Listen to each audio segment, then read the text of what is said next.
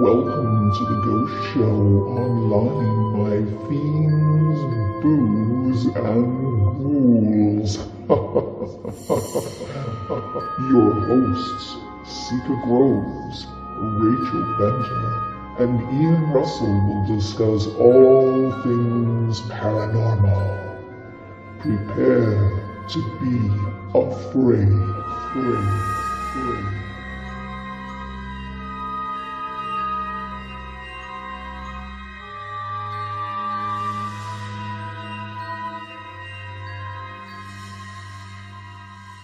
But Dracula, Bram Stoker's Dracula, did you both read it before? Have you both read the book? Yeah? I have read it, yes indeed. Yes, I have.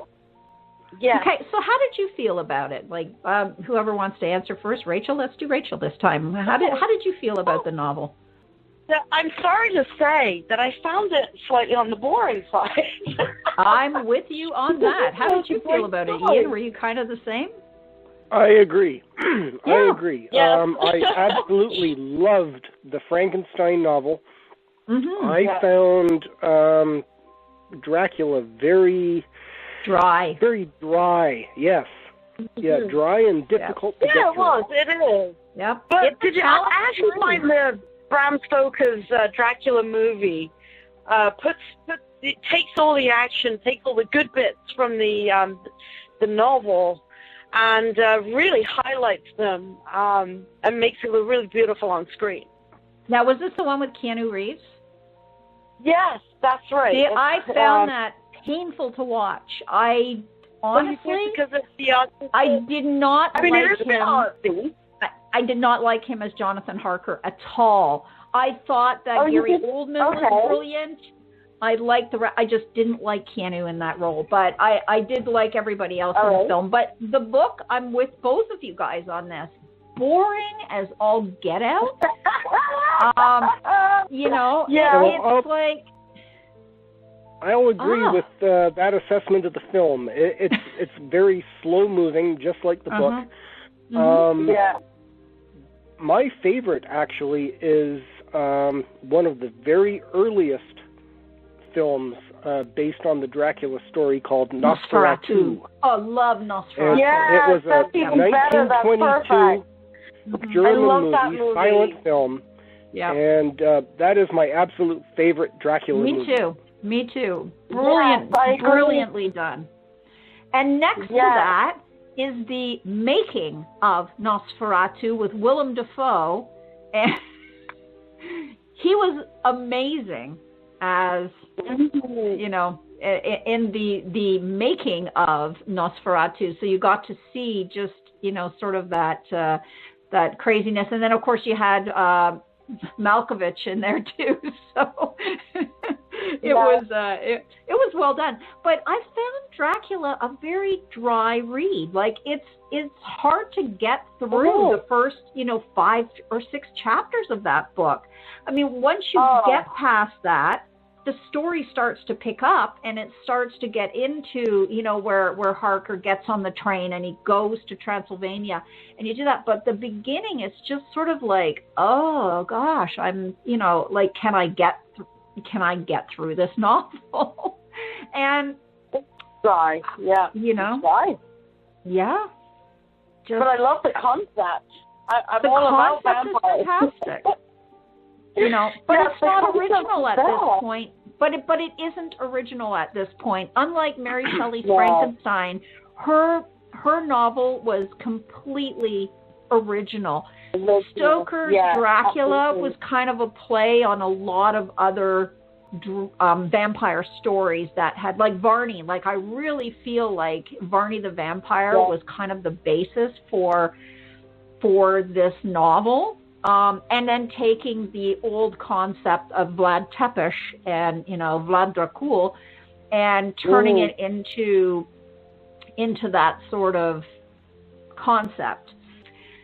It was a lot of things put together, and I know that people, it's a classic novel. It really is. It's a classic horror novel. And there's some really great moments in it. And it has a really great story. just a really tough read because it's so slow and so plodding. I was excited to read it because I heard, because I wanted to learn more about Dracula. But once we started getting reading it in our English language classes, it became a slog. And I was so disappointed that that's how it felt. Like it was just dragging along. It's like, get to the point, man.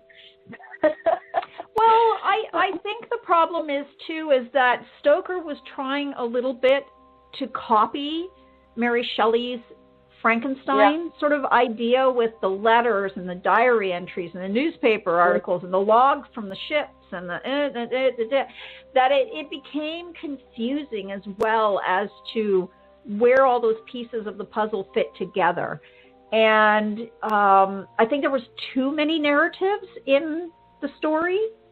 Personally, I feel like there was too much of that. And it took away from the immediate. I think it would have been way more interesting had it been written from, Jonathan's perspective solely, or from Nina's perspective solely, or, like that kind of thing, right? Or even from Dracula's perspective. But let's talk about Dracula, because again, the novel itself, why should people read Dracula? Or should they read Dracula? Good question. As I say, I found it to be a very dry read. Why should they read it? Yeah. I honestly have no answer for that. I really don't. If you want to know about Dracula, go watch the movies. That's my suggestion. Well, see, I'm a fan of reading, so Yeah, but, as I say, compared to the Frankenstein novel, I just didn't find Dracula very compelling as a book to sit down and read. Right. And what about you, Rachel? Since we've all kind of been on the same. I think you need to read it for the storyline and I think I just think it's very novel, and I mean I don't think it's novel to you, Seika, because you do the Penny Dreadfuls and Varney and Carmilla, and so it's not novel to you. But I think for some of our younger listeners, perhaps it might be a newer concept for them. But yeah, I personally think they should go ahead and read it, and just more so for the characters as well. That's what I particularly liked about it. But it can be a slow, dry read, and you got to sort of push through it. I found it a struggle at times, and have to put it down and come back to it here and there. So yeah, you just got to sort of have some patience with it if you're choosing to read it. But I agree with Ian. There's definitely a couple of great movies out there that highlight Dracula, but of course they always have an element of fiction to them. They're not. So it's interesting. I've always been very fascinated with vampires. Reading Bram Stoker's Dracula was my first interactions with the notion of a vampire, and I think it will be for a lot of people too. But yeah, don't expect to be overtly entertained immediately. Yeah, you have to get into it and wade through it and be patient with it. So yeah. Right. And there's and that's sort of too my feel about it. I mean, it's got some really great moments in it. It really truly does. It does. Yeah.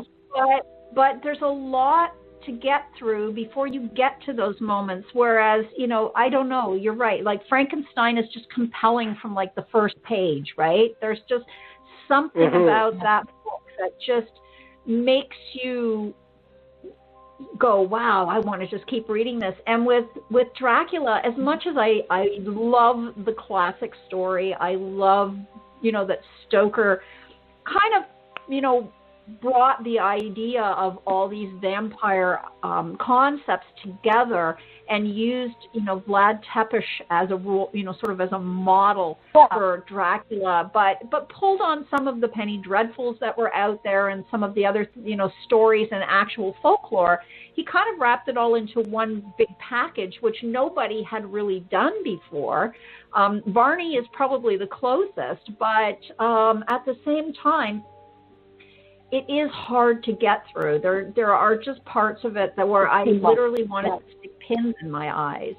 Because it is boring. It does. It is very boring. And the language too, right? I think what was happening at this point is we're at 1897 here. The vernacular, the way that people spoke had changed. Yet Stoker was still writing in that style that was more indicative of Dickens in the 1840s and the 1850s. And it makes it more difficult to read because of that, I think, because it really plods along at parts. Some of his descriptions are really cool.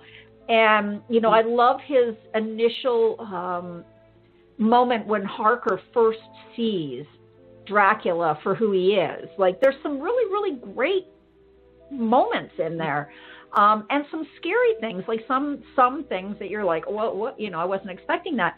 But it is difficult to read. So, but again, it's one of those things where I think in our modern concept, when you don't know about these penny dreadfuls like Varney and other vampire stories, it's really the go-to for modern culture, right? For pop culture, it is the go-to.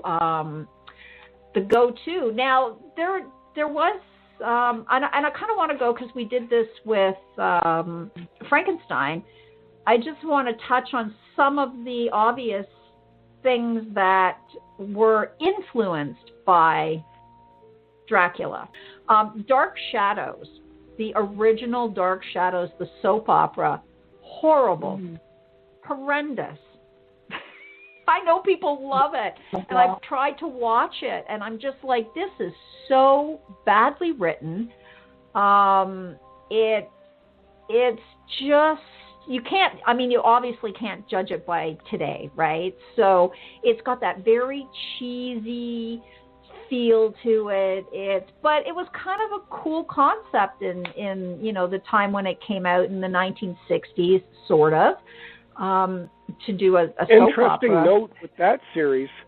Jonathan Frid, who was the vampire Barnabas in that. Collins, Barnabas Collins. He was from right here in Hamilton. He was, originally from Hamilton, which was really a cool sort of thing. And to be I able understand, like, he's passed away a few years ago now. Yes, he did. Yeah. But I understand after he retired from his acting career, he actually moved back here. Yeah, I heard that too. Yeah, so he did move back to Hamilton. Yes. Yeah. So kind of an interesting thing. And we should note too with that the hilarious House of Frankenstein, which of course had the Count and Mini Count. Yep. And all of those fun things was filmed in Hamilton as well. And most of the characters were played by Billy Van, who was a brilliant comedic and character actor. And Rachel, if you've never seen the hilarious House of Frankenstein, go online and look up some of the episodes and watch them.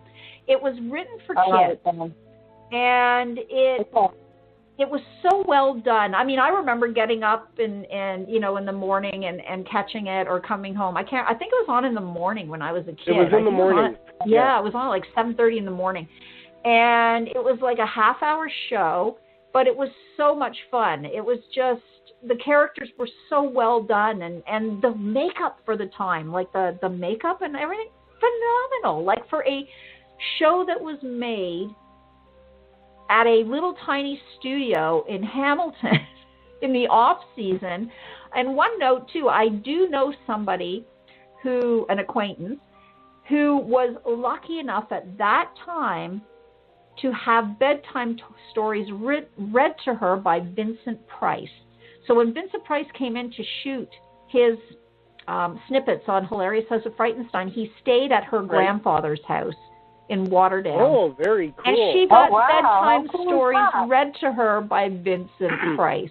How freaking cool that is that? Amazing. Wow, oh my how cool is God. that? Wow, that is like the coolest story ever. Yeah, it's really cool. I mean, I would be like, wow, you know, how many people can say Vincent Price read them stories when they were a child, right?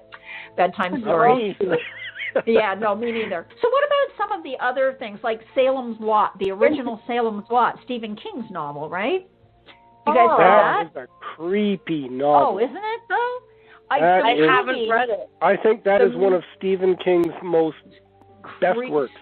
It is. I agree. And unfortunately, the movie didn't really do it any justice. I think they should remake Salem's Lot today. It's one of the few things that I think, like somehow David Soul didn't just really, you know, do it for me. And it was made for TV. So again, it was, you know, it was a little bit more, but I really think that it could benefit from the big screen, Salem's Lot, done properly. Oh, absolutely. Yeah, it's a phenomenal novel and really scary. Did you ever see Interview with the Vampire, Seika? Yeah. I mean, it's a very common one that everybody quotes. That Did you notice I left it out as we were talking? Anne Rice fan. Do you notice I inadvertently didn't mention it? I am not a fan of Interview with a Vampire. I'm not a fan of Anne Rice's novels at all. And I did read the book to go with it, and And really, I just, you know, Tom Cruise as Lestat, just for me, was a, like, killjoy from the get-go. I just can't, I don't like him as an actor, and I think he was miscast in that film completely. So I want to ask you guys, in these genres, right? So what would be your favorite vampire story, Ian? I mean, you said Salem's Lot was right up there, but in terms of films, what might be your favorite vampire film? Films? My absolute favorite vampire film was Nosferatu. Right, okay, yeah, I would say yes on that one, too. What about you, Rachel? Okay, you're not going to like me for this, but I don't like care. Bram Stoker's Dracula. That's okay. A lot of people do. A lot of people do like it. It's a bit artsy in some places. You know, I think they could do away with some of the. Visually, it was a pretty film. Visually, it had a lot of, like, the cinematography in that was really interesting. Between Gary Oldman and Mina, they just stole the show, and I just loved it. Right. Yeah. Well, you know, because Dracula is a romance, right? Now, if I can mention, Nosferatu, as I say, it's my all-time favorite. We are very lucky to have that film today. I know. Because it was actually an unauthorized production. Yes. From Bram Stoker's novel. Yep. And there were slight things in the film that were changed that they thought, okay, we can get around copyright by doing this and doing that. Well, Bram Stoker's heirs sued the production company anyways. Yes. And they won. And the court ordered all copies of the film to be destroyed. Destroyed, yeah. And we are lucky because one single print survived. And that's why we have the film today, was because of this one print that was smuggled away, which now all copies that you can watch today were made from this smuggled away print. Right. Yeah. And it really was so cool for its time. And the fact that it was a silent film, I think, really adds to the creepiness of it. And the visual, I mean, Nosferatu, the character himself, was so intriguing to look at. And then, you have the later version, I think, wasn't it in the 80s or the 70s? They did, Klaus Kinski came back and did 1979. Nosferatu. Yeah, and actually, it was pretty good, too. It's not the original. And that film, they actually, time had passed, they'd actually acquired the rights. Yes. So, in the original black and white silent film, as I say, they changed things. They changed the names of the characters, thinking they could get away with it. That's right. In the 1979 film, they had acquired the rights and were able to reestablish the original characters. The vampire was Dracula. You had, Jonathan Harker, and they were able to move forward compared to the original. So they were able to, and there were some things in there that weren't in the original, which made it interesting. But I think that was kind of an interesting. It was well done too, and it really stayed within the vein of the original Nosferatu. I felt without going. It did, yes. Yeah, very they much. really did. They did stay in that. And the other film, the one I was saying, that was kind of a fictionalized account of the making of the film Nosferatu, is called Shadow of the Vampire. And it, like I say, it's got Willem Dafoe in it, in the lead role, and then he was Max Schreck, right, Willem Dafoe, and then John Malkovich was Frederick Willem Murnau, who was the director on the film. So it's kind of a fictionalized, but when you watch it, you kind of really get a feel for going, just how much fiction was that? Because it's actually really well done, right? So it's one of those, the making of. I enjoyed it, actually. I thought it was a lot of fun. And but the original, I just love looking back at Max Schreck's, sort of gaunt face and the pointy ears and those long finger extensions that he put on, and the teeth, and the fact that the teeth were the two front teeth and not the canine teeth, which to me always makes a vampire look like a werewolf. But I liked the version with because in Stoker's novel, too, he describes it as those two front piercing teeth. They're not the canine teeth, right? So I sort of like that visual. It was just way too much fun. But, the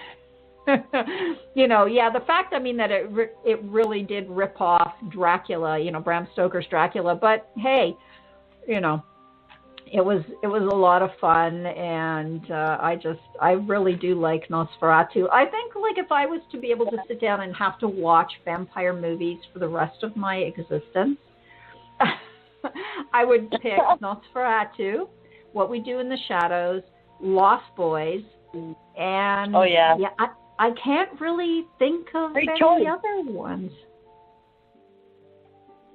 I don't know. Interview with a Vampire. Just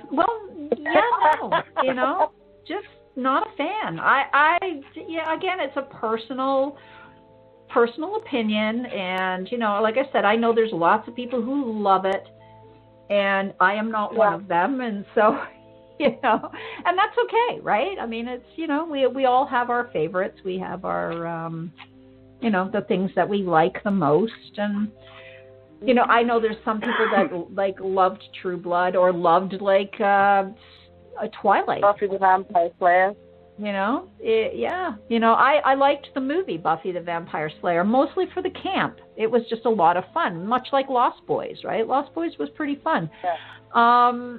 But I guess we have Bram Stoker to thank at least for all of the future generations who fell in love with the vampire genre and have created some interesting stories and movies and television shows around the concept, much like Mary Shelley's Frankenstein, which, like I say, I think the most interesting modern take was in the TV show Penny Dreadful. Even though I didn't love the show, as I said, I did enjoy John Clare, the character of, Prometheus, a.k.a. Frankenstein's monster, the creature. And then, again, the play version with Benedict Cumberbatch and Johnny Lee Miller in the reversal roles. So, we all have our favorites, right?